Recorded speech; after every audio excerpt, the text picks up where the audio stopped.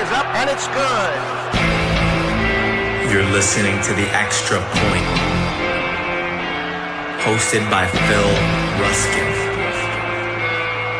Welcome.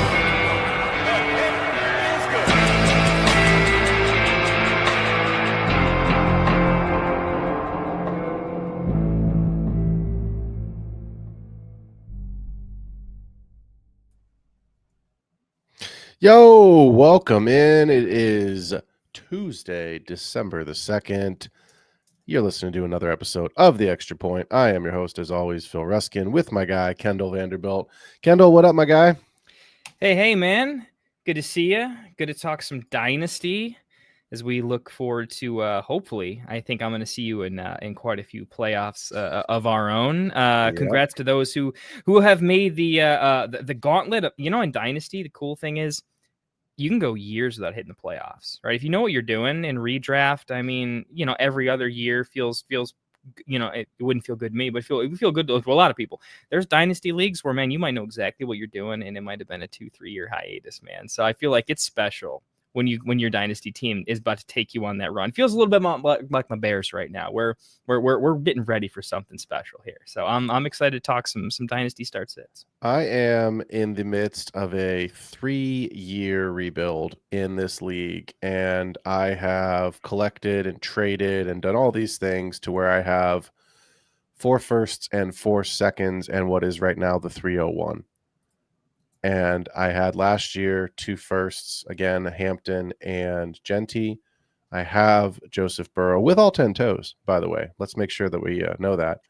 And I'm pretty excited because this, I hope, is the last year of that league where I am not in the playoffs with these picks. Hopefully I hit the right picks, and I won't read the whole roster, but I've got big pieces, and I think it is time to finally get that league going because the rest of my league's looking solid. You're right. I will be seeing you in a lot of these playoffs coming up here in our leagues.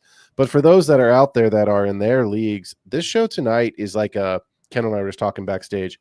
It's called playoff prep, but it's like a mini sit start without having to actually answer and ask sit start questions, right? So in a dynasty league, there really is no waiver wire. Yes, there is a waiver wire, but it's not like, Tyrone Tracy goes down. Devin Singletary is going to be the hot name on the waiver wire this week. You're all rushing to see, what kind of fab spend you're going to dump on him. That's not really what it is, right? It's 4th round rookie picks that somehow passed through it, right? It's guys that are sitting on your bench that you forgot about. And so I think when we start to talk about tonight, Kendall, what's happening with your leagues, it's not necessarily about, do I start this guy this week? It's, can I realistically make a decision that's going to get me to a win? Because that's what's happening. If you are not in the playoffs in this is really, for most leagues, week 14 is the last week of the regular season because a lot of 12-team leagues, especially in larger leagues, will have a 3-week playoff. I know you and I play in some 10-team leagues, so we have week 15 as our final week because we only have 4 teams in the playoffs. But look, you need wins. And the reality is that you need to make the right start, sit decisions. And I'll give you the perfect example. If you started, and you did, we all did, if you started Justin Jefferson last week, you probably lost. You probably lost because let's say you have Justin Jefferson and Amon-Ra. You did lose. Listen to Classic Mike on that one, man. Yeah, there's no coming back from. I mean, Amon-Ra got injured, so that's not his fault. But Justin Jefferson basically took a 0 as well. What did he get? 4 yards, 1 catch for 4 yards or something. Yeah, I mean, it was a 0. So, if you're looking at Lamar Jackson, sexiest of sexy names, can you really start Lamar, or should you be looking at Kendall? Don't spit that drink out. Should you start Jacoby Brissett over a Lamar Jackson, that kind of a player? I know it's not sexy. Of course, Lamar is going to be on your dynasty team moving forward. I'm going to make the playoffs in at least one league because a few weeks ago I decided to go Jackson Dart over Lamar Jackson, and then I picked up Brissett. And I did play him over him as well, as you should. It was right. It was right. That was a spicy call, but it was. We're getting pretty good at these spicy calls. But yeah, I mean, I think you got to do it. You got to separate the dynasty value entirely and just really flip your brain into how do I win this week? What do you got to do? And there's some tough calls. My main dynasty league, Josh Allen. It's a start 2. It's a start 2 quarterback league. Josh Allen, Jared Goff, Jacoby Brissett. and Geno Smith are my quarterbacks because I had Anthony Richardson, who's on IR. So I went to the waiver wire. I got Jacoby Brissett. I've started Brissett the last 3 weeks. I've won the last 3 weeks. I was 2 games behind the number 1 seed. I am now the number 1 seed going into the playoffs in that league. And I'll be honest with you, I have some hard decisions. Josh Allen's going to be in there, but like Goff Brissett on a weekly basis is something I stare down. And it's not sexy, but that's what you have to do this time of year to find these wins, to get these little edges. That's what the extra point is all about. Goff's a big schedule guy. Anyone who really follows the stuff, Goff home and away splits are huge. Cold weather versus warm weather, huge. Massive. And I would lean into that. I would lean into those narratives and be fine being on the wrong side of variance. So look, we put him as the poster boy for tonight. I'm going to say this and then we're going to dive in. Most of your leagues, if not all of your leagues in a dynasty format, your trade deadline has passed. If for any reason you have a trade deadline that is still alive, I've said this, 3 weeks in a row now, Kendall? Go trade for Davante Adams because the price keeps going up. I got him for an early third in one league, and I got him in one of our leagues. I think I got him for a late mid second, maybe. Yeah, I was still stealing, man. I was pissed. It was. I mean, he's an older player. Fair price. I don't think you're ever price. stealing. You're never stealing a 32-year-old player. That's not happening. But right, he's going to be around for one more shot, and that's probably it. But for this season, that trade, Kendall, potentially could help me to win that league that we're in simply because of what Davante's doing right now. The dude just keeps scoring. Second and third rounder could win you 2 years of buy-ins, 3-4 years of buy-ins, right? He's just scoring touchdowns. So I understand that most of you are not, like Kendall and I, are in leagues where that trade deadline has passed. But if somehow you have an open trade deadline, get yourself an early second. If you have it, go buy Davante Adams because that's a league winner right now. With the way that Stafford is playing, with the way they ran out, and you know what? To be fair, the Rams lost the game to the Panthers last week, but they still scored, it was 41-38. Davante had 2 touchdowns again. So it's like, we don't care if these teams win unless you're a fan of the team. We need the fantasy points. So go trade for Davante Adams if you can. Obviously start him with confidence. But let's go to the other guy that was on the poster for tonight, because this one's interesting. I saw, unless something has changed, Amon-Ra's already been ruled out this week, which is probably to be expected. I think his comments early this week were, I'm going to try to be out there to help my teammates. I want to be out there for the guys. But if I'm honest, it's up in the air right now. They play on Thursday night. I don't personally think he plays. So I want to talk with you about Monty because he hasn't been good. You haven't been able to start him. You haven't really, unless you've had to, been able to flex him. But he gets into the end zone on Thanksgiving. What are your thoughts on Monty right now with Laporta also out, knowing that Gibbs can be used as a pass catcher, and Amon-Ra seemingly going to miss Thursday? How are we feeling about Monty? And I think Khalif Raymond, notably, I think is also going to miss as well. He? Okay. It's bigger for Tesla. Every time I go into a stream, by the way, I have no idea how exaggerated it should be on this kid's last name. I love him, but I don't want to be in every stream being Isaac Tesla. Do it. It's fun. I might. A little bit more wine. Okay. Generally, I want to find the spice in Monty. I think I'm going slightly the other way on Monty. Really fed, like when he was producing. Every year I've got I'll tip my cap to Jason at the Fantasy Footballers. Many years ago, I know he did his like little black book of notes on what he learned this year and that type of thing. And I look at it. I've been doing the same thing when I watch, like a little thing of notes that I take, or I talk to AI and it takes it for me, so I don't have to have pens. So I got a little 2-week-old in my arms there, so AI is going to take my notes for me these days. But I was doing a bit of a study. I did the box scores. I didn't really look at the film, but I watched all the games, being an NFC North guy, Bears fan, right? I was looking down the stretch Monty last 2 years, right? Last year in particular. And he was getting a lot of his touches. I mean, they were winning in the first quarter, and they didn't give up the lead for the rest of the game for the most part. So the fourth quarter started in the second quarter for the Lions, right? Keep in mind, he was spreading out the I'm winning touches a lot. And I think a lot of the 5-6 yards a carry, like he's just filling space. I don't think we're seeing that a lot now. We're seeing more traditional get a first down, come in for a quick series, but get Gibbs back. There's been more hey, Kenneth Walker's been running the ball up and down, but we need to get this in there so Charbonnet gets it randomly. It's been like that with Gibbs. I think that the idea is the snap share has been too low, that the random passing game things aren't happening for him. And the red zone trips have definitely gone away from the running back, where they were all running back last year. It's a lot more lineman, tight end. Tesla is kind of the mini red zone nuke right now, kind of doing his thing. I don't see that the team is scoring enough, especially with Amon-Ra out. They're a little bit more inconsistent than I'd like, with the play calling duties changing week to week, sometimes, right? So when your head coach takes over play calling duties, I can't say he's got the same vision for how he wants games to go as optimally. And I think that's going to lead to more, oh, this happened, so now I need to get my best players on the field. And I think that's going to mean Monty coming out significantly more when he could have had fallen touchdowns. So I'm fading him a little bit. Where I do like him is I do still think he's got a more of a consistent floor than, say, like a Bam Knight can spike a little bit. But I just don't like that. I would take Monty over, let's say Devin Neal gets the start again. That's where I just don't think he falls in the end zone enough, where Monty still does.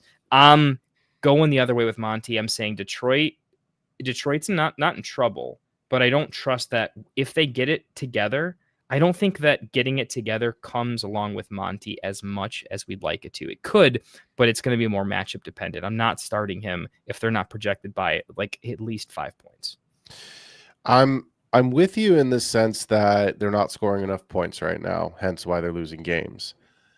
I'm also going to take it a step further and say they need to start winning games, which means if you don't have Amon-Ra, I just don't see a way that they don't give Gibbs 20 touches in some capacity, whether they're manufactured, whether they're, running back touches out of the backfield, or whether it's short screens in the screen game, the way that he lives and makes, the same thing we used to talk about all the time with Tyreek Hill, right? You can catch a 7-yard pass and run the other 90, and there's your touchdown, right? So that's where it comes from.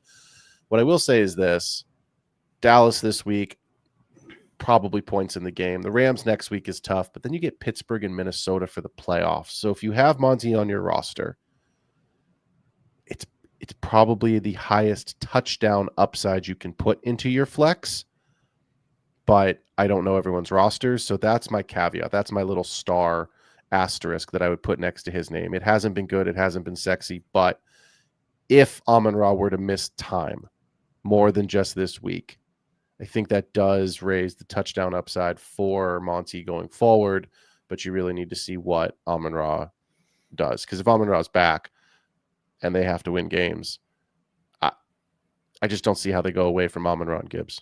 Just don't. It's just not. I think it's a PPR thing too, where it's if I was getting an 8-point base from Monty and the touchdown gets me into the teens, that's different than I'm getting 4 to 6 from him, and then I barely get into double digits. It's enough where the base isn't there. What I'm saying is I typically lean, if it's a flex play, not an RB2 play, I just want to find the wide receiver. I'm going to give an extreme example. I would take AD Mitchell over Monty because I know AD Mitchell can score 2 points. I get that. But I don't see a world where Monty's scoring 20 very often, where AD Mitchell was the only wide receiver on the slate with over 100 yards. His ADOT's just too big and they're always losing. I'll take the risk of floor is 0, ceiling's 20 versus just lock me in 10. In the playoffs, you're playing good teams who are going to have elevated rosters. I don't want to play it safe in the playoffs. I want to take calculated risks. I'd rather take a Jaden Higgins where it's better floor, reasonable ceiling. But I would still lean the typical PPR. I'm going to go guns blazing. I'm going to try to find the wide receiver if I can. But in half PPR, that's when I want the steadiness. I don't know if I can get all the way down to AD Mitchell, but that's why I went painful. I went painful to see what you'd say. Can I interest you in Jacoby Myers, who I want to talk about? So easily, yeah. Jacoby is the Jaguars wide receiver 1. He's had 2 really solid weeks. He scored back-to-back weeks, so I think that's helpful. Look, they've got Indy this week, who Indy's interesting, right? What was it, 7-1 or 8-1 or something? They started the season and they're struggling now. And I don't know that, Sauce is out now for 3 to 4 weeks, which changes the entire complexity of that secondary. So then they get the Jets, then Denver, then Indy, and then hopefully, please do not have a league where you are playing in week 18, but They get Tennessee in week 18. I'm going to say that doesn't count. So you get Indy twice, the Jets and Denver. I like those matchups. Where are we with Jacoby? Because BTJ is an afterthought. Travis Hunter's done for the season. Trevor Lawrence still looks like Trevor Lawrence, but like it was, we've got a question we're going to get to here. Hollywood Jack's got a question about Trevor Lawrence. He threw a couple touchdowns and one of them went to Jacoby. So are you starting Jacoby or is he still in that flex territory going into these next 2 weeks and then obviously the playoffs? Strong start. Jacoby Myers is top 30 play. He's borderline top 24. That's how high I am on him in this offense. He was always going to take a little bit of time to get his feet wet with a new team, terminology lingo. He even came in there pretty early and got a decent amount of catches. Now that he's kind of understanding things, he's just a really savvy NFL veteran. And he's not even that old, to be honest with you. I like him as basically a low end wide receiver 2 rest of season. I'm taking him over BTJ in the playoffs. Yeah, I'm taking him over a lot of guys. You've got a guy in this list we'll get to. I would play Jacoby Myers over Zay Flowers with confidence. Yeah, we're going to get to him. We will get there in a minute. Well, maybe not a minute, but we're going to get there at some point. I'm with you. I think Myers is, I'm going to say top 36 rest of season because I play in so many, you do too, but we play in so many 3 wide receiver leagues. I'm not quite there on the top 24 just because I think there's some guys with their spike weeks can overtake him. But I think he is about as safe as it's going to get for your floor. I think he's going to give you 6 to 8 points weekly on a floor, which I know isn't what you want, but in your flex, like you just said about Monty, right? Like, that's probably what he's going to give you. Would you take the shot on an AD Mitchell on a higher ceiling player? So I think Myers' floor is safe. Of course, he's got some touchdown upside. I'm telling you, and you and I've had this conversation privately, and we've talked a tiny bit about it on the show, but we are going to hear at the end of the season, I would almost guarantee you, that we are going to hear from Liam Cohen that something was going on with BTJ this season, that there was a cleanup procedure that they never told anyone about during the preseason, that something was going on medically that has prevented him from being this good for 2 reasons. Number 1, I think that's just actually what happened. Number 2, if there's any legitimacy to this trade rumor, why would you not tell people that he was hurt? Why would you give any sort of doubt that there was any possibility that he could have regressed this badly from superstar year 1 to non-existent, no factor year 2? It kills his trade value. I don't think they're going to trade him. Like, it's a rookie contract. They're trying to rebuild. Like, it doesn't make sense. No, I think they're going to keep him. Yeah, I think it's all smoke there. But at the end of the day, if that is the smoke, the fire is, I think the dude's been hurt.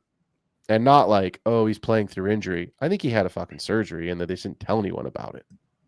Yeah, there's no other that's the only way I can rationalize it. Like the BTJ thing. I can't rationalize that he's just not good at football anymore. So yeah, he showed too much his rookie year where, remember, he wasn't just like a flash in the pan. He was a flash in the pan, but then he was good every single week for like the rest of the year. Year. Watch good NFL teams. Watch the Bills-Texans game. Okay, I know there's not any great wide receivers in that game, but good NFL defenses are good. They're all pretty good, to be honest with you. There's some terrible in Cincy, right? But the idea is to be a top wide receiver, right? Justin Jefferson is not bad. You see how difficult it is for him to catch a ball? Like, and he's the best at his craft, right? It is difficult to do what BTJ did last year as a rookie. And then when other teams caught on to it, it's not like game planning for the Jags is like impossible. What could they possibly do? It's like they had one trick last year. He's going to scramble around and chuck it deep, and BTJ is going to catch it. Yeah.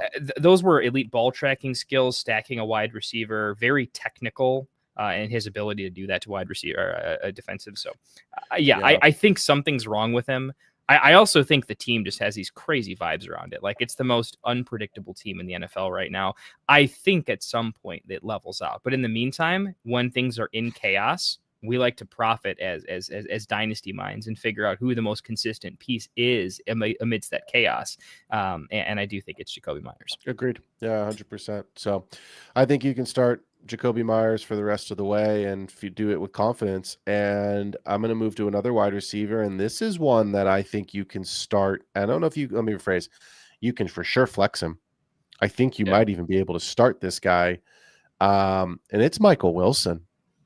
And again, we're not talking about the Justin Jeffersons and the Jamar Chases tonight. Obviously, you're going to start. Well, you may not start Justin Jefferson. Maybe we'll get there. But you're looking at a player like Michael Wilson, and you're saying, can this stick around? And I think the answer is yes, based on what we're seeing from Jacoby Myers right now. Right? Like, Marv's probably going to miss. That's what it's trending towards right now. It's a heel injury is what they're saying. Heel thing, and now it's saying like he's very much in doubt to miss this week. So if you look at the last 3 weeks for Michael Wilson, right? 18 targets, 15 targets. He had a tough week last week, 7 targets, but like that, we know that that's going to happen. But pretty good week for a tough week. It was also across the country against Tampa.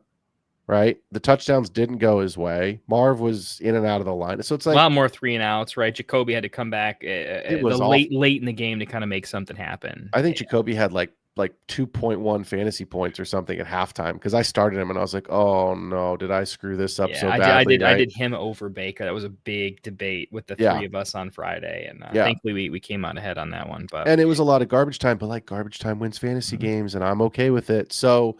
But look, Michael Wilson's going to be the guy again this week. Now, here's what concerns me. The Rams this week, Houston next week. That is concerning. The Rams in particular the Rams are pissed after their more recent performance, particularly the defense let them down, which hasn't happened all year. I imagine that's going to be a defense that is motivated to hurt somebody. And I said it before, though. I said he was going to come back down to earth, and he did a little bit, but he was still very good. If you're telling me the Rams, who I believe truly can win the Super Bowl, and I hate saying that because it's in my own stadium and I don't want them winning on Levi's Field, but you just gave up 41 points to Bryce Young? Ugh. Yeah, not great. So I'm concerned about Michael Wilson these next 2 weeks, but here's what I love. Playoff schedule. Atlanta in week 16 and Cincinnati in week 17. And if you don't have better on your roster, that is a good – I would be very confident in that flex play with Michael Wilson, especially if Marv, because here's the thing, whether Marv's there or not, it's not like Marv's been great all season. He's had some great weeks, but he's Marv. He's struggled. He's inconsistent. He's up and down, and Jacoby chucks it. So give me Michael Wilson as a flex play, especially with that playoff schedule. Atlanta at home in the Dome, and then Cincinnati away. We'll see what the weather's like. Yeah. But I like him week 15 because I think if he struggles this week, more people will do the recency bias thing of like, oh, he came back down to earth. If he comes back down to earth against the Rams, I'll look at a 3-4 game sample the following week, and I'm going to say, hey, I think he's a pretty good start when people are not thinking about it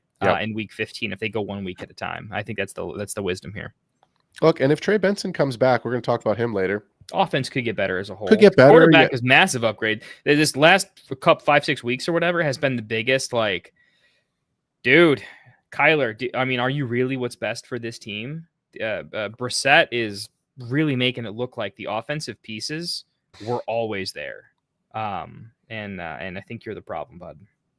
It's too short, man. I don't even hate Kyler's game so much. I just think he needs to be about 5 inches taller. I don't see a way that Kyler's the quarterback of this team next season. I just don't. I think you're exactly right. The offense you've got the number 1 tight end who is lapping the field in fantasy production right now, and in real NFL you've just paid him, I believe, the richest contract of any tight end in the league, so you've locked down that position with a difference maker. Marv's Marv. He's still a solid piece. He's a fantastic player. They need to figure him out. They will probably sign Marv for a much cheaper deal now that Marv isn't Marv, right? 100%. Kyler probably saved him. Kyler cost him a terrible contract, but saved him on Marv later on because they're going to have to pay Marv a lot less. Absolutely, but you've got a good receiver in Marv. You've got a complementary piece in Wilson. Benson is good. I mean, like the Cardinals they've got pieces. You put Mac Jones or Brissett in there for a year. Yeah, that's what I mean. So I just don't see a world where Kyler is the answer for this team because they're moving the ball with Brissett. They're winning games. Sure, they lost last week, but like they're winning games. Like they're in games. They're scoring points. Like they look competent. Get a better defense. Upgrade some of your pieces on the offense. It's probably a decent team. You know what I mean? Like it's probably close to a playoff team next year if they can improve. So it's not like they're rebuilt. I mean, the Jets have one player? Like, you know what I mean? It's like they got 16,000 things they need. So let's talk about someone sexy, because it ain't sexy right now. And this was a player 3 weeks ago you would have said 100% will win you your league, and he still might. And he is carrying teams to the playoffs, and it's JT. But it's been a rough sled. The playoff schedule is very challenging. Let me pull it again because I just had it. You've got San Francisco in week 16, Jacksonville in week 17, but you've got Seattle in week 15. So you get Jax twice, but again, most 12-team leagues, unless you are the number 1 or number 2 seed and you get that bye, you are playing week 15. The game is at Seattle. Then you go home and you play the Niners, who, the Niners defense is okay. It's young, but it's not easy for JT. So is JT, I'm not taking away from anything he's done this season. He's been phenomenal. But is he a locked and loaded league winner right now? Or are we going to see, minus the big week against Atlanta, week 9, 6 points, 50 points against Atlanta, the bye week, 7 points, 13 points against Houston? Are we going to see more in that like low double digits, high single digits? Or are we going to see some of these boom 30, 25, 30 point games from JT? Where are you at with him? I'm on the higher side for 2 reasons. One, later in the year, I think this Colts slump is going to, I think they can approach the right. I think what was going to happen to the Colts, and I predicted that JT was going to have a little bit of a downturn. It's mostly because the play calling got incredibly conservative. Yeah. Teams that don't expect to be good lay it all out there, and when they have talented pieces all coming together at the same time, things can pop in a big way. And I think having an elite level tight end is what elite level tight end plus an elite running game together is almost unguardable in the modern NFL, in my opinion, with what you have to do with the 2 high shells and that kind of a thing to stop the very favored passing attack of most teams. But I think they just got really conservative, and it let teams off the hook a little bit. And a lot of JT stuff was coming from these big, massive rips on top of 5 yards of carry. But what gives me some confidence and consistency is he's still catching a decent amount of passes, and some of them aren't for 5 yards, right? There's a 20 or a 30 yarder here and there. Daniel Jones' immobility right now is probably going to have him checking it down a tiny bit more. And just that little bit of checking down with what JT can do as a mismatch, I think it's enough to give him enough staying power that he's going to be just fine. Yeah. Derrick Henry, for many games, it's been like, look, does he rip one or he doesn't, right? He's gone through he needs to hit a home run ball. Otherwise, it's kind of a meh game because it's really easy to just stop him at the line because he doesn't have a ton of acceleration, to be honest. He's got top speed. I think JT is still going to have that deep run ability, plus enough in the passing game with hopefully Daniel Jones getting a little bit better because it's been bad. I think he's going to get tiny bit better, not a ton better, but I think they'll open things up a little bit out of necessity. If the team decides, hey, this playing it safe has just cost us wins, we need to go for it, we need to wake the fuck up. If they have that mentality, I think it's all wheels up back for JT. It's a lot based on Daniel Jones, but I do think JT is going to pop back to previous form. I don't think it's 40-point games. I don't think teams are going to let Daniel Jones beat him through the air. So JT is not going to have the efficiency that he did. But you're still trusting JT over Daniel Jones in the red zone, right? Like, you're just not going that route. I am really interested in this game this Sunday because this is the away game for Jacksonville. Yeah. Excuse me. It's the away game in Jacksonville. I realize I said that in a funky way. It's been an interesting one year. It has been their Achilles heel dating all the way back to before the season they were on Hard Knocks with Frank Reich was still the coach. That should tell you how long ago it was. They can't win in Jacksonville. It's literally their Achilles heel. I think they win the game this weekend. And I think he gets maybe not 40 points, but I think he gets back to 1 to 2 touchdowns, 80 plus yards, 20, 30. I think he's got 110 total yards and maybe 2 touchdowns in him this weekend. And I think this is the kind of game that rights the ship after blowing the lead against Kansas City. Houston is tough, man. Houston is just, anytime I look up any of my players and I'm like, oh, Houston, I'm like, phew. And I did it last week. I couldn't have not started JT because you have to, but you just look at him and you're like, I don't care what the projection says. He ain't hitting it. Houston's defense is just too good. So I am interested in this game this weekend. The only reason we're talking about JT is just more so to say, are we really going to have him win you a week? or is it you're going to need one or two other guys to help you win that week? And I think it's the latter. Obviously, you're starting him. Obviously, he's locked and loaded. You don't have nobody's bench is deep enough. You can afford to put JT on the bench, but I just don't want fantasy managers going into the playoffs thinking like, well, I've got JT, so that's going to give me at least 25 to 30 points. It might not. It might get you 12 to 15, and you need a touchdown from your wide receiver room, or you need someone, Jalen Warren, who's your RB2, to fall into the end zone, right? Your flex player's got to come up with something big. So I think that's kind of where I'm at with him. But again, we will see. So Stephon Diggs, I, on this show at least 2 different times, said trade for him, and I did trade for him. It cost me, well, I'm in the playoffs, and it's going to be there's only 4 teams to make the playoffs in that league where I traded him. So it's going to be a very late 3rd round pick is what it cost me to get him. Drake May is playing out of his mind. I mean, he's just playing unbelievable football. He looks good. He's my redemption. I was so wrong on the Anthony Richardson take. I got right this year with my Drake May spice. He feels so good. It feels good. It feels good, and it looks good. It's not been great these last 2 weeks. Then there's the bye this week. For Stephon Diggs, it hasn't been great. So it's like, look, here's a player that on paper is their best receiver on paper. When you watch football, he's not. And that's where I struggle is it's like I traded for him. I sat him last week. I played in this particular league. I played Jamar Chase, Rome, and I played Michael Wilson. That was what I was debating, was Michael Wilson or Steph Diggs, and I played Michael Wilson. So, with Diggs, my concern is if he doesn't score, I just don't know that the volume is there because they spread the ball around so much. Do you have a similar concern, or is there something else about Diggs that stands out to you as to why you can confidently flex him, or as to why maybe you should take a couple minutes to evaluate your team before setting the lineup? 2 points with Diggs. One is I've watched him play. I'm a massive Drake May fan. I'm watching every snap of the Patriots right now. I like Hendy. Don't get me wrong. I wasn't the crazy like Hendy guy though. So I'll let other guys who were higher on him. I've been a Drake May absolute champion, highest in the industry that I know in the offseason. With Diggs, do you see that? I guess you call it a back shoulder fade. It was really more going long. Yeah. Diggs just didn't have it. He didn't have it was a very like I started May and Diggs against my wife in our office league. So I'll believe me, I was watching this play. Yeah, you should have. Yeah. And it wasn't a bad throw. It was clearly a my guy or no guy throw, right? But Diggs he didn't stack he didn't stack the corner DB, whatever he was against. I didn't see his matchup. He didn't stack them right. He didn't have the one-step pace to create that separation. He didn't have the speed, the timing, or the feeling. Supposed to be something he's pretty good at. And I didn't see it.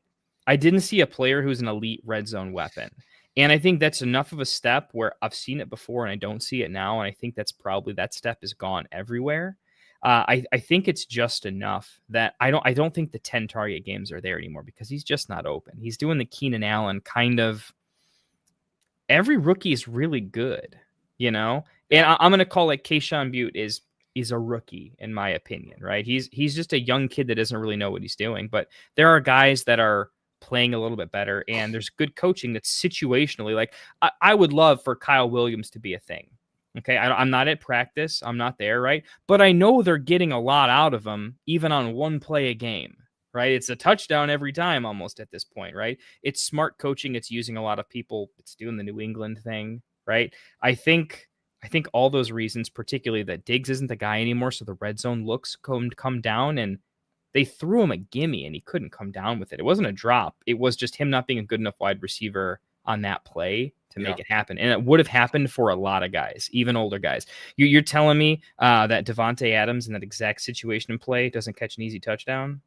Yeah, he does. Yeah. So for those reasons, if you're only getting 6-7 targets a game, it's not enough. A team that can put you away. Drake May does not have to throw 300 yards ever, realistically. He's more of a 250, very efficient. You need him to throw the touchdowns. That's not enough to go around. So Diggs for me is a flex versus a wide receiver 2-3. And I'm finding plays over him that contain upside. I don't see ceiling with him anymore. I see he's more of a stable play because he will get those 6 targets. He absolutely will. He'll probably catch 5 of them. But, him as an 8 to 10 point guy, I think you can find more interesting options, in my opinion, in most spots. Well, let me ask you about this then, because we're going to talk about this guy next. Steph Diggs or Cortland Sutton? Steph Diggs or Cortland Sutton. I'm going to go Cortland Sutton, the red zone opportunities. I think Cortland Sutton gets less targets, but the red zone is a lot spicier, where Diggs, I just don't see it as much.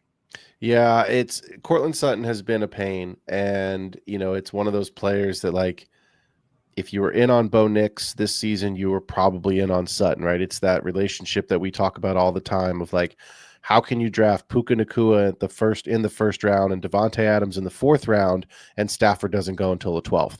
That doesn't make any sense to me.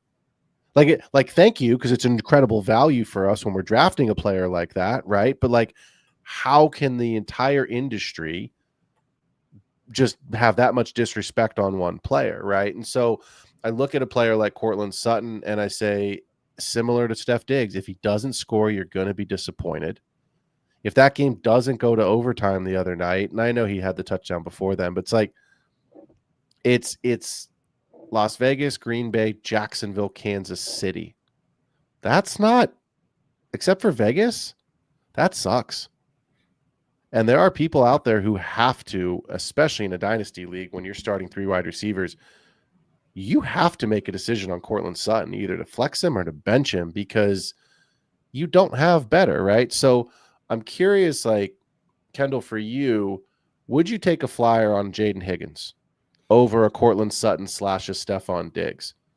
Would you take a Michael Wilson that we talked about earlier? Would you take, I know you use it, I don't want to say this name, but I have to, the upside of I'm not going to say upside, I can't put in the same sense. The long shot, the 00 on the roulette board, if you will, of an AD Mitchell, right? Over a sexier name, because you just can't trust it. Or are you just saying, hey, 6 is my floor for Sutton, 6 is my floor for Diggs, and hopefully that's the week they catch the touchdown? Where are you? What would you rather have? The name? I'm not a Bo Nix guy, which means I'm definitely not a Cortland. Like, on our Friday show, like, I'm the Sutton hater, apparently. I was already the Nico hater, but apparently I am so much lower on Cortland Sutton than everybody else is. So basically all the guys that Mike likes, you just don't like. That's why me and Mike get along. There's always something to talk about, for sure. Yeah. Got to give him credit, though. He was starting crazy names over Justin Jefferson. He was like, I would start Michael Wilson over Justin Jefferson. It's not close. I'd start Wandale, and it's not close. And he was right. He was so. I cannot give him any more props. That take with that show on Friday was absolutely lit. We were right on so many things. But I'm gonna take a flyer. Probably, like, Sutton is. I'm not gonna feel bad by going with somebody else, because if they don't hit, I still know in my heart of hearts that the upside was there. I had a reason for doing it, and Sutton would have to show me something. Like, Sutton scores me 10 points, the other guy shows me 6. I think I made the right call, because I was really hedging against Sutton's mat, and I wanted something more. There are guys I would do. I'm getting pretty close to Jaden Higgins over Sutton. I think Jaden Higgins is just, it's like mini Ridley in the red zone. He just loves it. And the team is doing a lot better now that Nico isn't getting 14 targets a game. Now that they're spreading it around a little bit, and quarterback is getting settled down. So I'd say they're pretty close. I would still have to go Sutton, just because overall season long target share, first read stuff, I would still go Sutton, but it's getting close. It's getting close there. I'd have to, like, when you're asking me this question, a lot of it has to do with, are you talking about specifically like week 15? Because a lot of these guys where it's close, I'm going to look at the matchup. Yes. I'm going to look at the defensive health, and I'm going to look at, with a lot of these guys, I'm not going to make a close start-sit call unless I've been watching that player. So I'm watching every snap of every game right now, because in close, high-leverage situations, I want to know what the play call is. I want to feel. I don't want to look at the box score and not have a feel for how the game also went, and know who had a better game than their stats suggest and who had a worse game than their stats suggest. You feel me, right?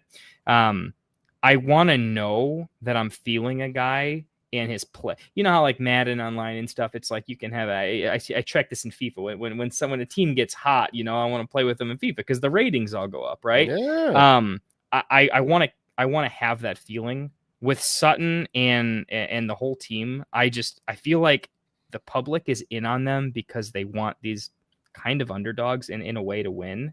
I'm just not sold that the offense is very dynamic. I don't think Bo Nix is an elite level player. I No. think he's being touted as one, but it's really he's getting a lot of the benefit of a good defense and a good coach.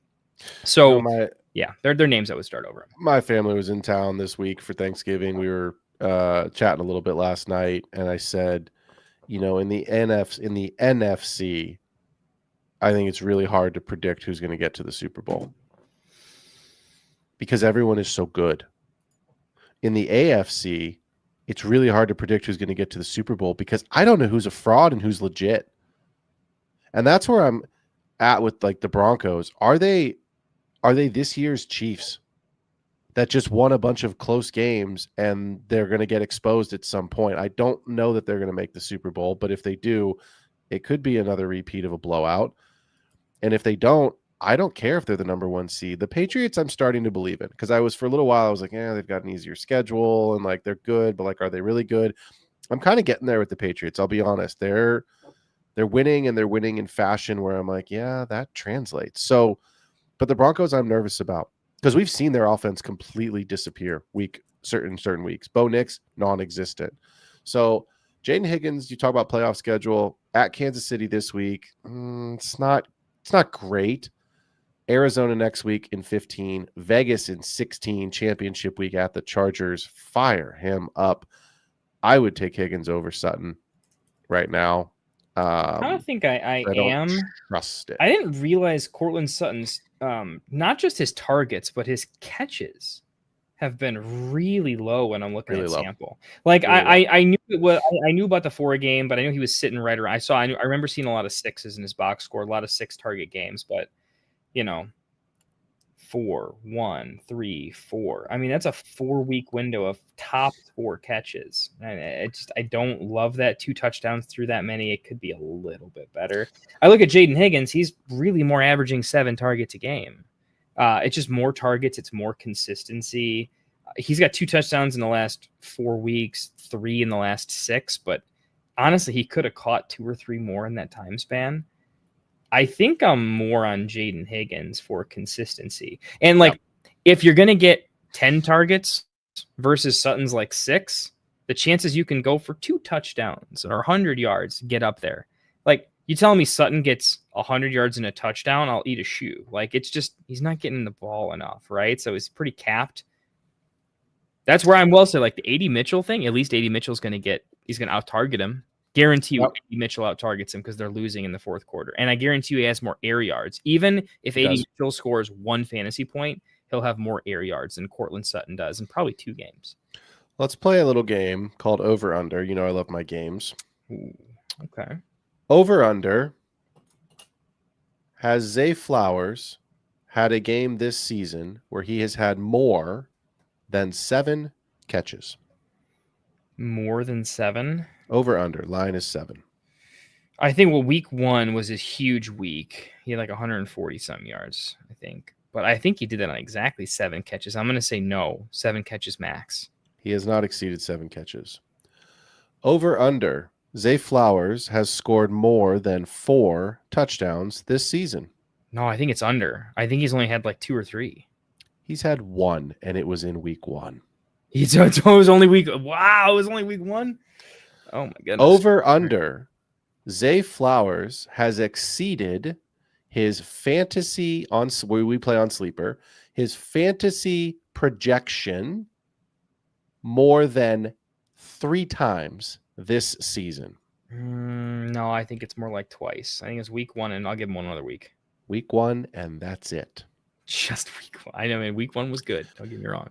Zay Flowers, if you look at his projections, is pretty much what he gives you. Week 1, he was projected at 12.5. He got 28. Every week after that, 10, 11, 10, 12, 9, 11, 12, 12, 14. I mean, it is the most disappointing score, boring player to watch. And here's where I'm really at with this. This is why I asked you about the receptions. He has not had more than 5 catches in a game since week 8.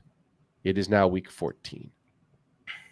Yeah, 2 for 6, 5 for 58, 3 for 78, 4 for 75, 5 for 64. This isn't box score hunting. Watch the Ravens play football. What does Zay Flowers do? He either goes for the long ball home run shot, or he sits and finds a soft spot in the zone, where Mark Andrews also likes to sit and find soft spots in the zone. And Lamar scrambles and then and is like his second or third read when he realizes he can't run. And I watch a lot of the Ravens games because to be fair, I like the Ravens. I'm not a fan of the team. I enjoy watching them play. I like the team. I like I love Lamar. But here's my question with Zay Flowers.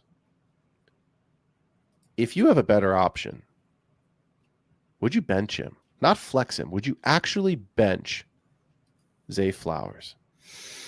Zay Flowers, I'm a little bit higher on than where he's at. I'm not high on him. I'm higher than him.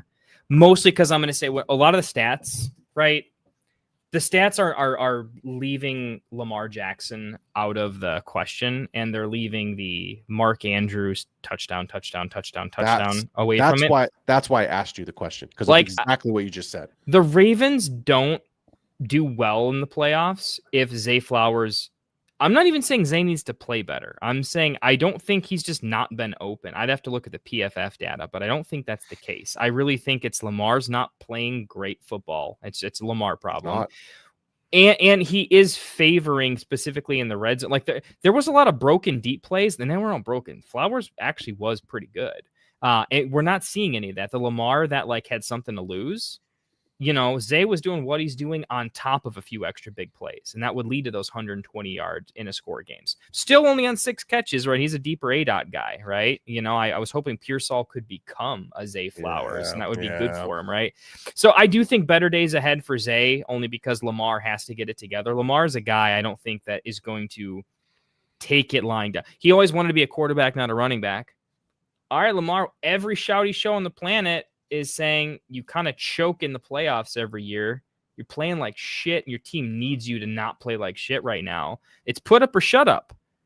Lamar, you're gonna be a very talked about player. You're gonna let Caleb Williams outplay you right now. That's how you want to go down. Yep. I'm gonna give Lamar enough credit as the athlete and person I think he is, that he's gonna get his shit together. There's quarterbacks, I don't think that's going to happen this year, right? CJ Stroud, I traded for you. I like you. Yeah, no. I don't think it's going to happen this year. Lamar, I think, gets it together, and I think part of that is going to be getting the ball a little bit more to Zay Flowers, keeping the tight ends a little bit more to block, and let's run a more traditional game a little bit. Let's see Keaton Mitchell out there a little bit more. Honestly, Derrick Henry's doing some things, but I don't think he's making their passing game very dynamic. So I think if the coaching sees hey, dude, we got to fix some shit.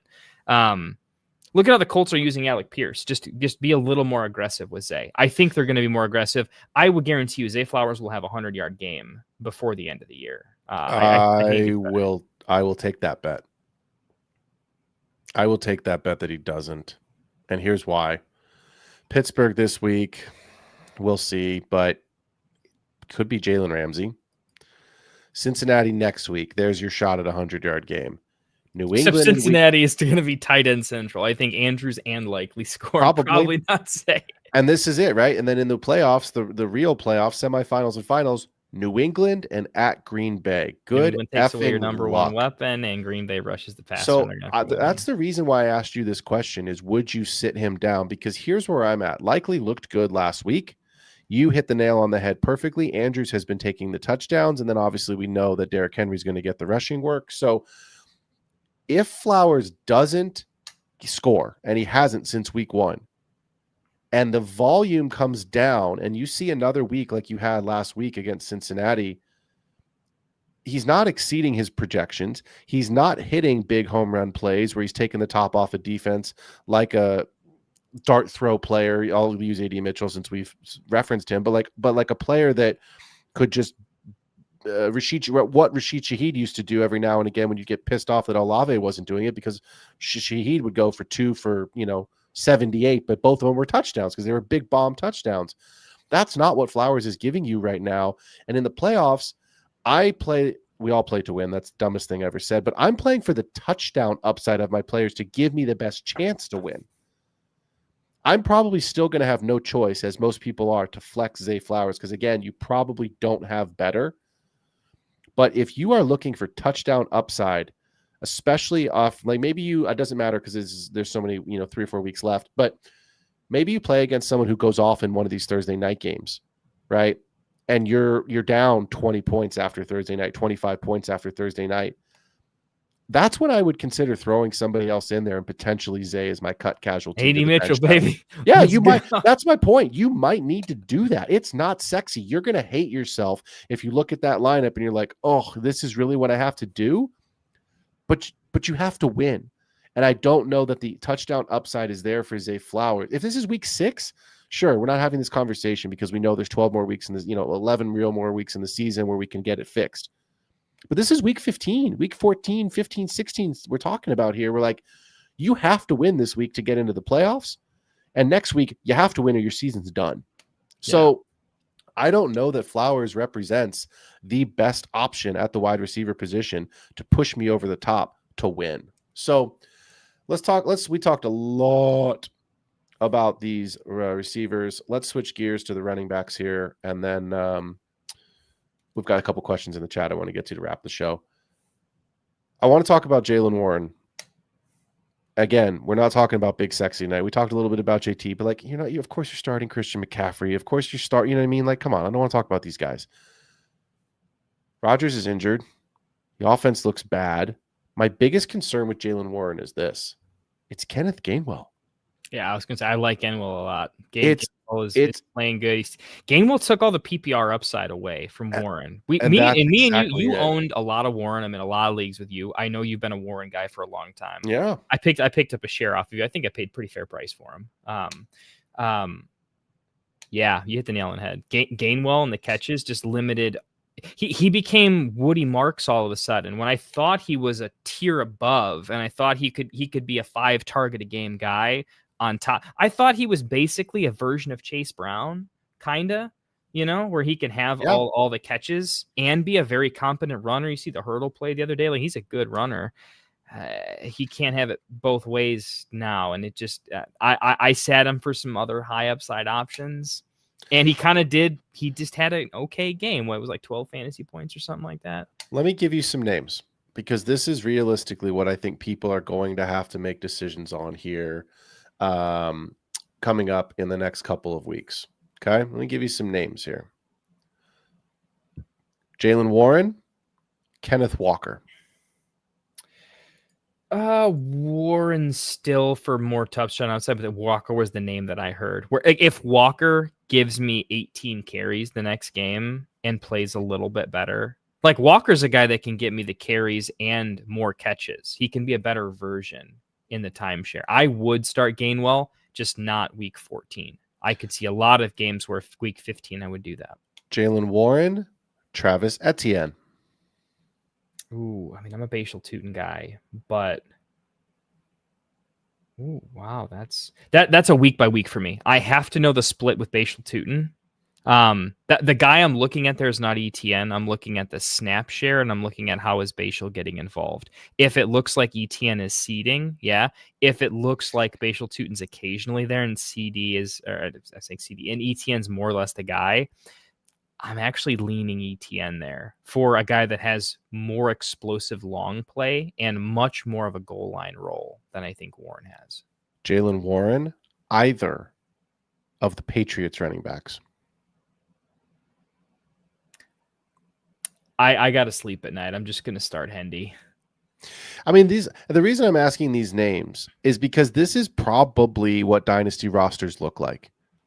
You have Christian McCaffrey, you have Derrick Henry, who you drafted years ago, in your startup. You've got JT, you've got a big sexy, and then you have a hodgepodge.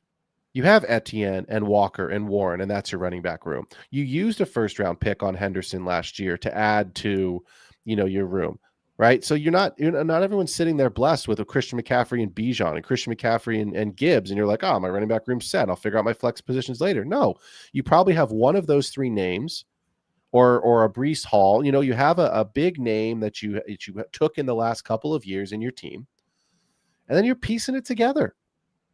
So I think that's where I say, like, to your point, like week by week, I've got to go and find a guy. But these are the real decisions you're going to have to make in the next couple of weeks, where you're going to have to look at Travis Etienne versus Kenneth Walker versus Jalen Warren. And one of those guys has to be your RB2. And you need that guy to get in the end zone to help you win a championship. So I think, to me, Warren is a flex. I think he's a flex too. I don't know if I want him in my running back position, because I think the touchdown upside is there over what some of the wide receivers could give you. And that's why he's a flex for me. But Gainwell is challenging. Gainwell is a real problem, I think, for Warren going forward. And let me just pull the schedule real quick. Where did you go? Yeah, the pass right catching, there. man. The pass catching is not just there. it's 2 targets. I mean, it's just consistently 2. Baltimore this week, Miami next week, Detroit the week after, Cleveland in championship week. That's not exactly fun. So I don't know, man. I think you really need to take a good look at your team. Again, you can't trade at this point, but you really need to take a look at some of these matchups and make some of these decisions. So last guy I want to talk about here, and then we've got 2 questions to get to in the chat here. It is the man we've all been waiting for to come back, right? As Mr. Herbert has decided that the most opportune thing for him to do would be to break his hand. Are you waiting this week with Omari and Hampton? It sounds like he's going to play. They play Monday night. I have Hampton in a couple of leagues. Me too. I'm not playing him this week. Me neither. I'm actually playing Vidal over him. I agree. In a Dynasty league. Yeah. I'm not playing Hampton this week for one reason and 2 reasons. One, I want to see it. But the other reason is I don't need him to win me the week to get into the playoffs in most of my leagues. Now, I'm fortunate in that regard. I'm either in it or I'm just completely out of it. Like, I don't have any leagues where I'm like, fuck, I got to win this week or I'm not going to make it. If you needed to win though, aren't you like more inclined not to start him? Because like I'm saying he's capped. I don't see there's a world where there's no world where he gets 20 touches. I mean, that is 0%. Not this week. I think 12 rushes is, I don't think they give him much more than that, if that. And that means they have to run the ball 30 times, because they're going to give Kamani Vidal more carries than Omari and Hampton for sure. And how many carries are you divvying up? Let's say they run the ball 30 times. We're 16, 14, and that's on a good day for Hampton. That's not enough volume with a terrible. Their O-line is decimated. 100%. They need to throw the ball to get bad O-line coming back from an injury. There's 0 reason to start him over a competent flex outside of you're just playing the name, but you're not playing the situation. Here's my concern.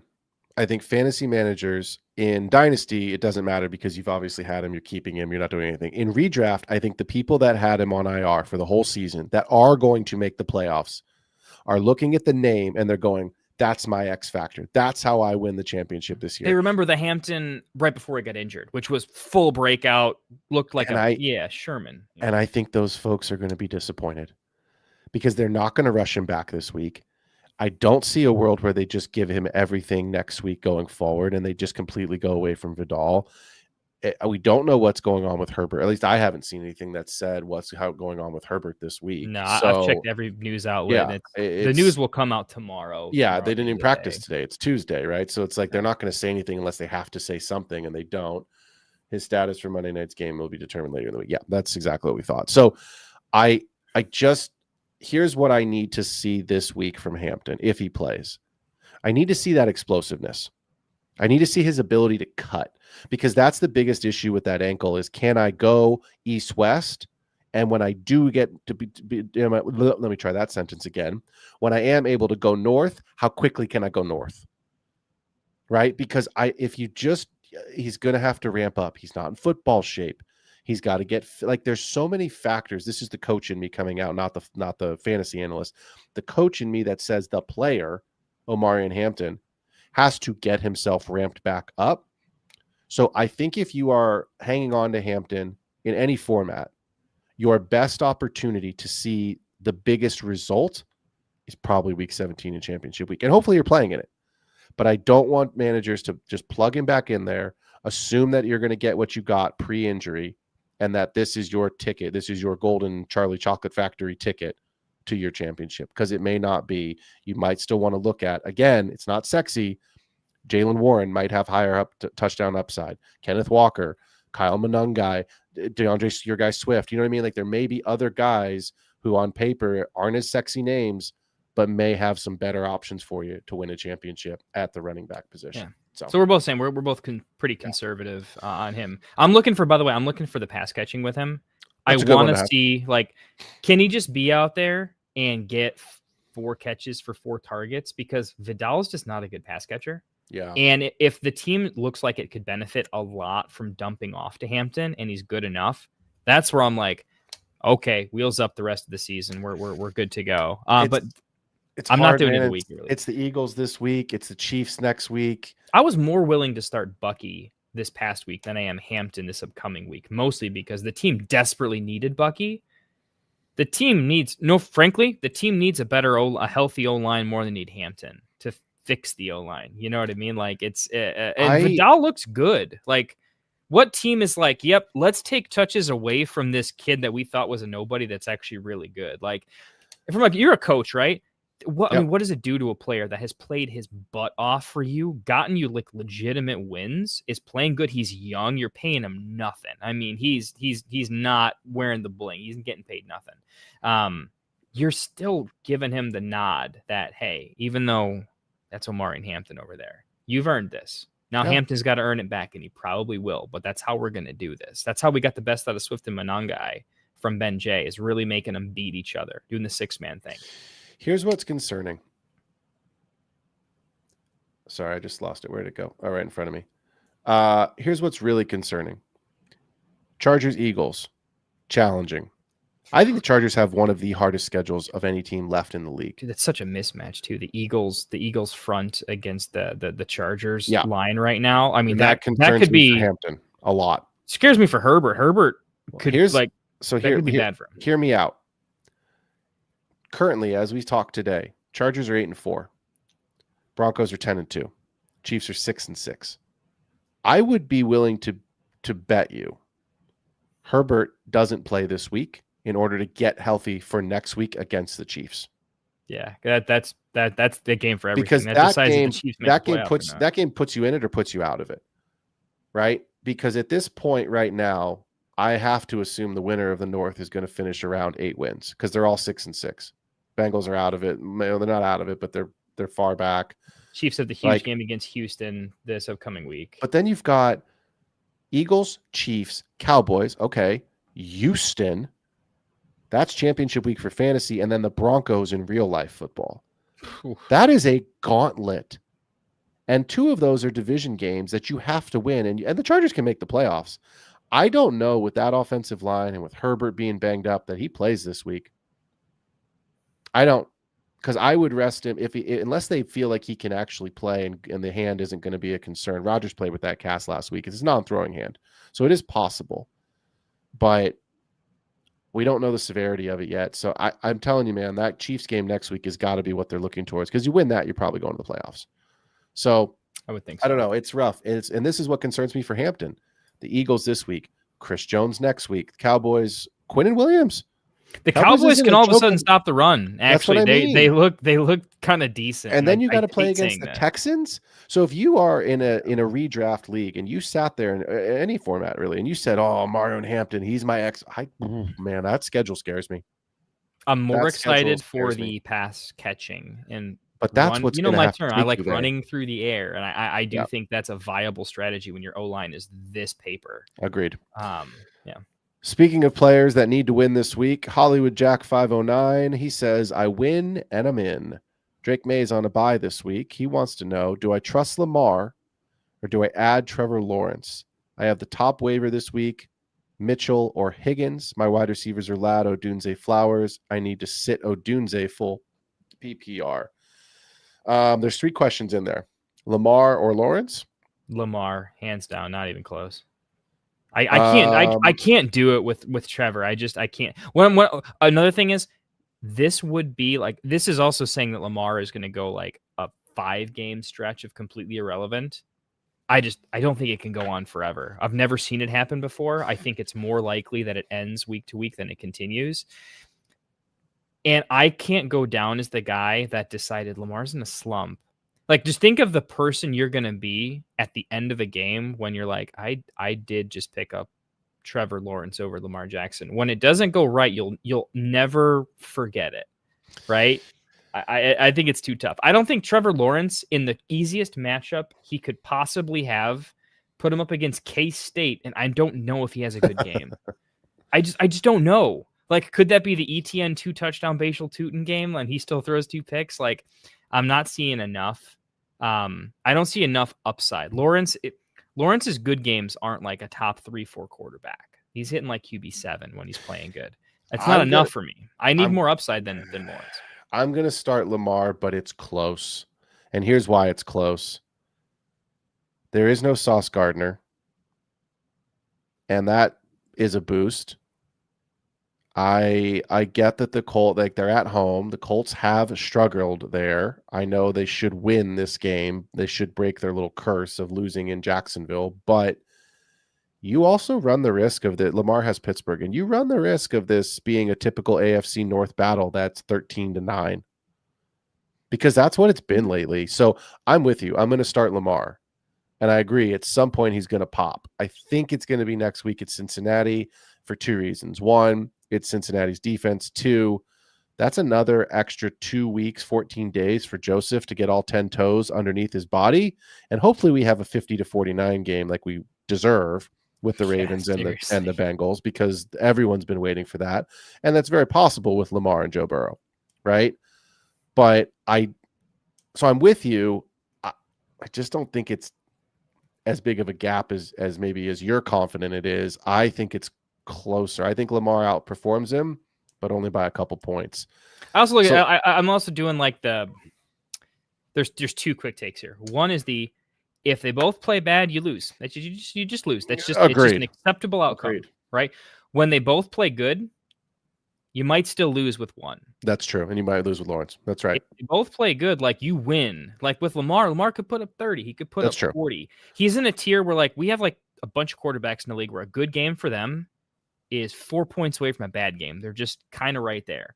Lamar is of a cut from a different cloth, and when he plays good, you win, and your opponent doesn't even feel bad. It was just so out of their fucking control.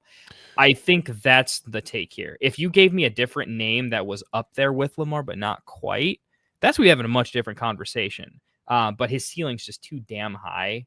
That's why answer. It makes the decision for me. When you win the whole matchup, not just a positional edge.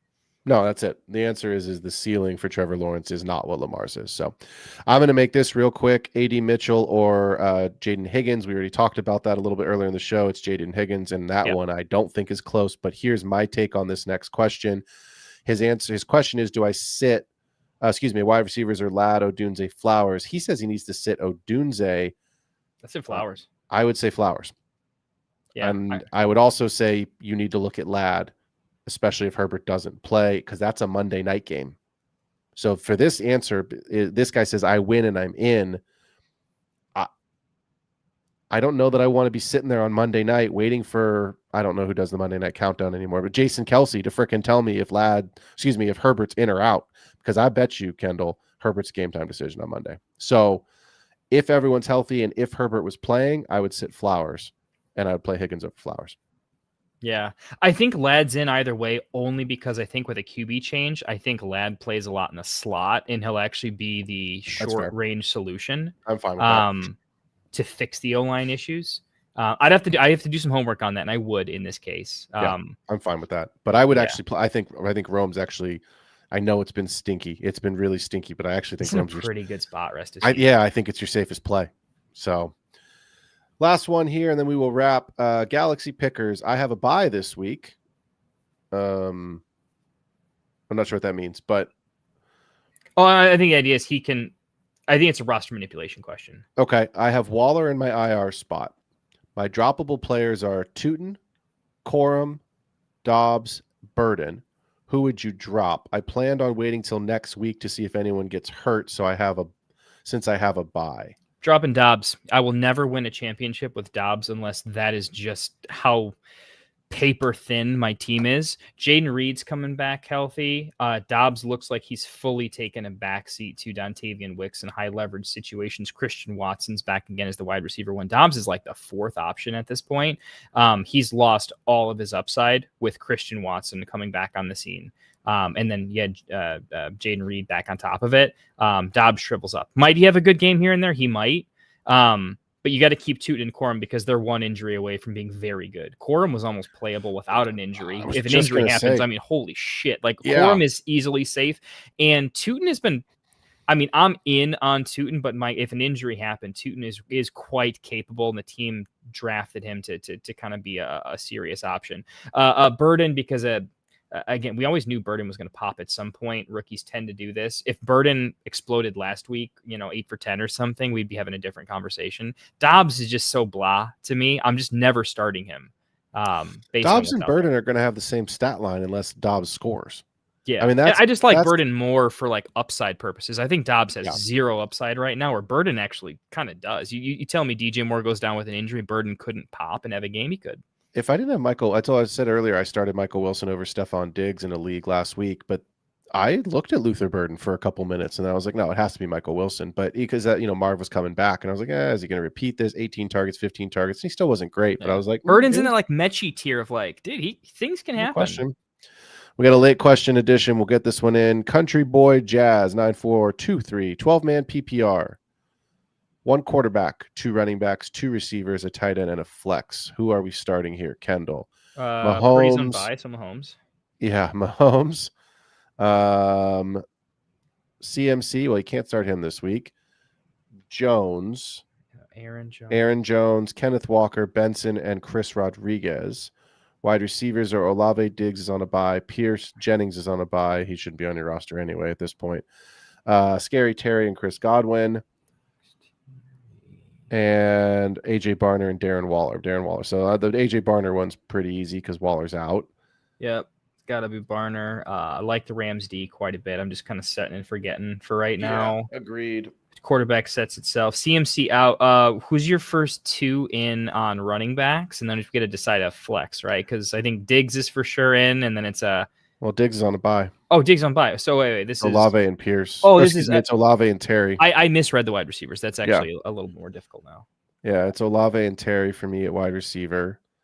Olave, Terry. I'm actually flexing Alec Pierce there. I would do the exact same thing. I would flex Alec Pierce. I'm starting Kenneth Walker because CMC's on a bye. Yep. And then I'm probably not doing Chris Rodriguez. I just don't trust it yet. Did Waller play last week? He's activated. I don't know. I missed the Waller is active. Yeah, he had 3 targets, 2 catches. I have him everywhere. God, the Dolphins are just such a disaster. I forgot. Barner. Why did I think the Dolphins were on bye this week? Waller is actually interesting for the red zone. Yeah, he is. I would go Waller over Barner. I would too. You need one of them to fall in the end zone. It's who gets a touchdown, and Waller has more. Waller actually could score 2 touchdowns out of absolutely nowhere. Could. Yeah, he could. I mean, he really could. Benson is due back this week. Rodriguez is. I'm still starting Walker and Jones. I want to see. It's the same thing we just talked about with Hampton. I want to see it with Benson. I know his practice window was open up. Who do they have? The Cardinals. They have the Rams, so I definitely don't want to play him against the Rams this week. And he has Houston next week. Ouch. Trey Benson, welcome back to the year. Yeah, it's brutal. That's tough sled. Yeah, I mean, if he comes in and gets all the work and plays good in a tough matchup, that changes things. But I don't think you can start Benson over Aaron Jones. Not with I'm going Aaron Jones. Not with the Rams and not with Houston in the next 2 weeks. That's just like 2 of the best run defenses in the other than Cleveland. It's tough, man. So I mean, Benson could change everything, but I don't know how the team's going to handle this, right? It's kind of a lost season. So he's their future. They should really play this somewhat cautiously and not overexert themselves. Bucky's usage more recently was dude, they gotta win. Yeah, I don't think this team Arizona's out. Arizona doesn't have to do shit. It's not happening. It behooves them not to win. They get a better draft pick, and that's potentially them getting a player and then looking in the second round for Kyler's replacement, unless they're going to go first round quarterback. Benson is still kind of coming back somewhat early from an injury that can take longer to fully heal. I think this is one of those where he's still a little bit not at 100%, and that's just not good enough against the Rams. He wants to know, would you play Godwin? For me, Godwin is competing with Alec Pierce in the for the flex spot. Agreed. I'm just not all the way there with him yet. I like Pierce. Pierce is like up there for me. He's getting the targets. He's getting the red zone. He's everything you already want him to be. Godwin, I just think is not quite there. I need to see the game first from Godwin, because Godwin can do a lot of. He's back, but he'll never be all the way back. Like, what if Godwin just does a lot of like 4 or 5 target, 3, 4 catch, very middle of the road stuff, right? Kind of looking like a Tez Johnson, but worse. I could see that. I mean, he's just older and he doesn't have to come back super full strength. Where asking the other thing, well, him to do I'll more say than Alex this: Pierce is, there was something I saw this week. 2 quick things, then we will wrap. How healthy is Baker? I know he played last week, and I get that, but it wasn't a Baker performance, right? So there's that. Whereas Daniel Jones, this is a game they have to win. They got to get themselves right for the playoffs. Sauce is out. So I like Pierce in that regard. Exactly what you just said. The other thing is this: I saw a rumor. It's possible Mike Evans. They said something about Mike Evans coming back. I'm like, there's no fucking way.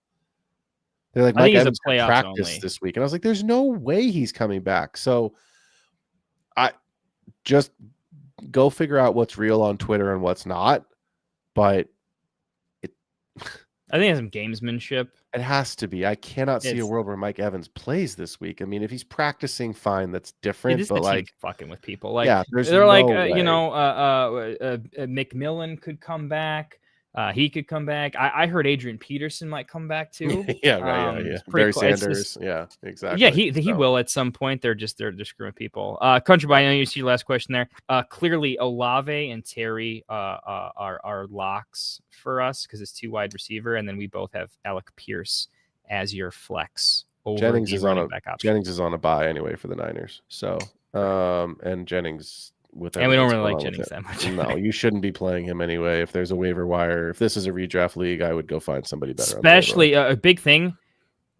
Team's really off on him. The what he was doing in the end zone, not a good look. This dude, not a good look at all. This dude bet on himself with I want more money on this contract, and he lost. And now I think he's probably played his way out. He's San Francisco. No, you're not a good locker room guy, right? Look what Jacoby Myers did. I want to get traded. In the meantime, what do you need from me? Shut the fuck up. Played decently, got traded, still playing decently, and he's still in a tire fire situation. You know where Juwan Jennings is going to play next year? Jets. Yep. Exactly. So well, it's gonna feel great if you're a Niners fan. You're like, oh, fucking bury him. Are you guys already buying the Jets jerseys? Because if you guys bring a Juwan Jennings Jets jersey to a game, I mean that's cold. That's where he's going. Someone needs to do that. You're making it's either going to be there. It's either going to be there or Cleveland because it's it's going to be like a league minimum 1-year contract. They need a healthy body, and they'll be like, yeah, we'll take you. Dye your hair green instead of red. They're going to be laughing all the way to the bench. Watch, except kind of gross. All right, Country Boy. It's at least for I think. Are we both in on Rams, or do you like Tampa? I would take the Rams.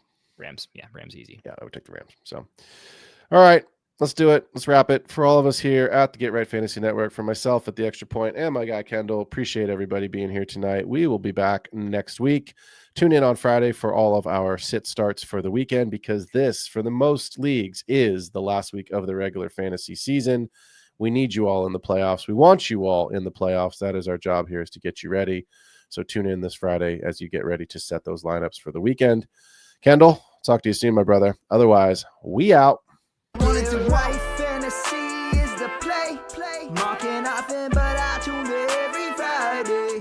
Strategies provided, I will lock in every way. So go and roll your sleeves up. Yeah, go and roll your sleeves up. Hold on. Wanted to write fantasy is the play. Marking nothing, but I tuned it